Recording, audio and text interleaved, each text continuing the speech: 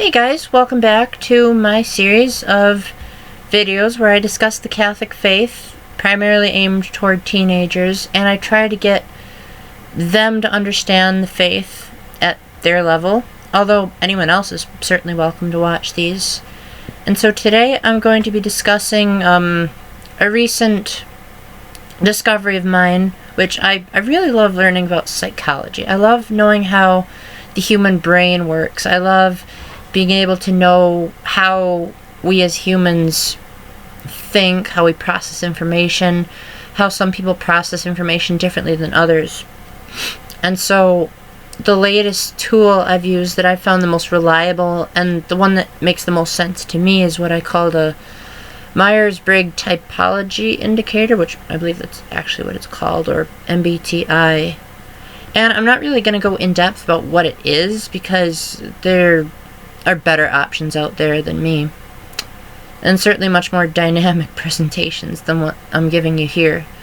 But what I'm here to talk about is how not to apply Myers-Brigg to the faith, because I actually was on a Facebook page where the admin, who is not a Christian by any means, but she said something that was really illuminating. She said there are so many people out there that take Myers-Brigg too religiously. Like, some people might say, well, because I am an ISFP, that means that therefore I am incapable of doing this. And my statement to that is, that's bogus.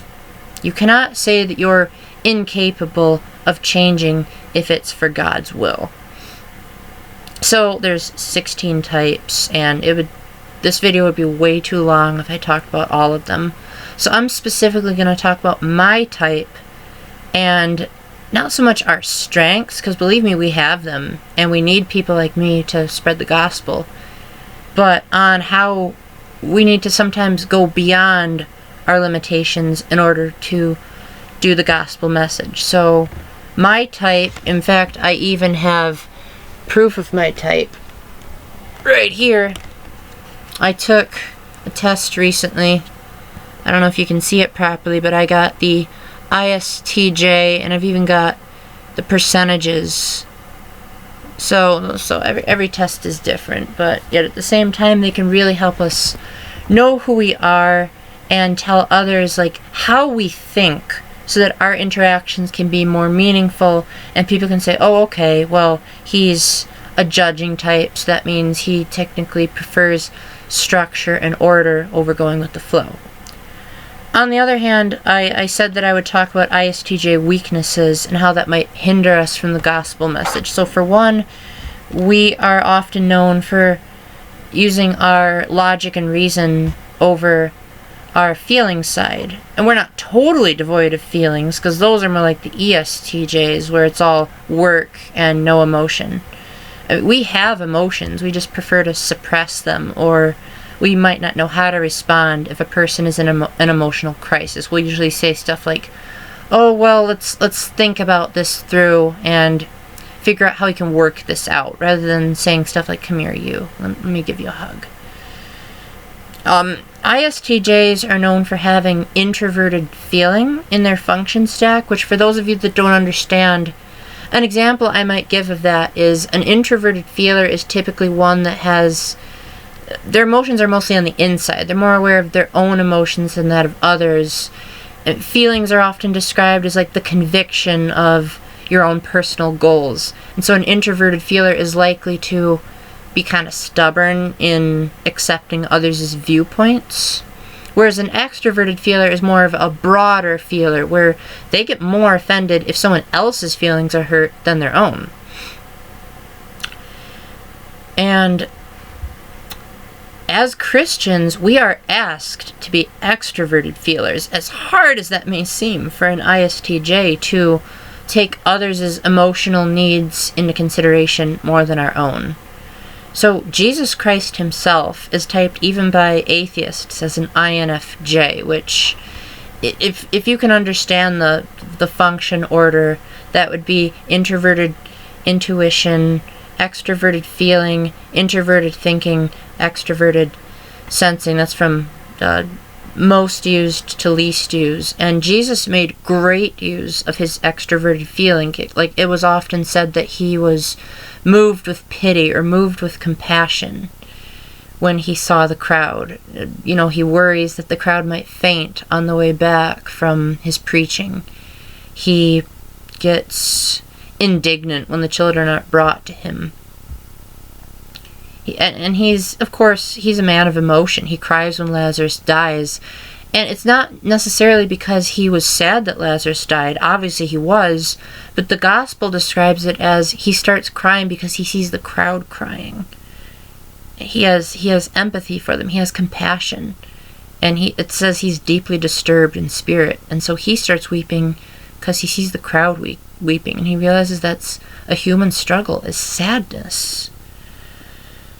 So for an ISTJ to live out the gospel, our particular challenge is to learn to put others' needs before our own, to be willing to occasionally allow ourselves to be vulnerable, to experience emotions, and to realize that emotions aren't necessarily a bad thing, but that they need to be used with reason. And maybe that's the ISTJ in me talking. I bet the feeling types watching this are probably like, I can't really control my emotions, which you certainly can. It might just be harder.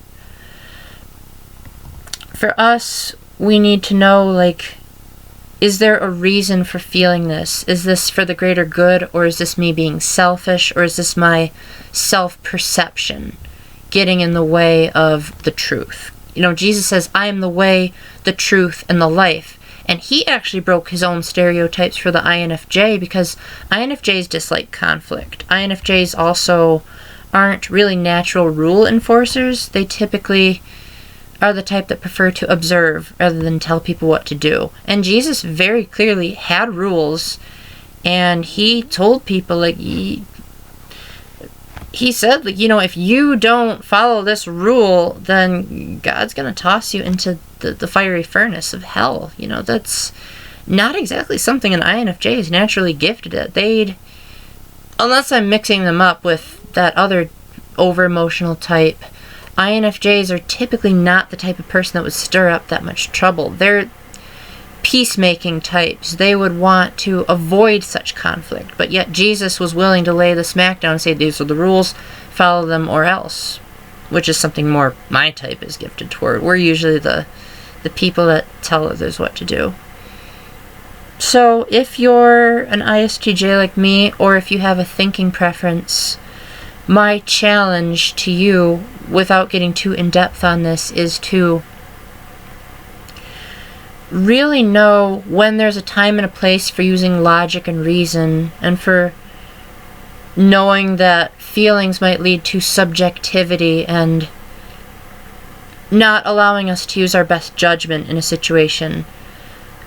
And if you're a feeling type, where it comes more naturally for you to be emotional, realize that sometimes people's emotions might not necessarily be leading them toward the truth. It might just be their truth.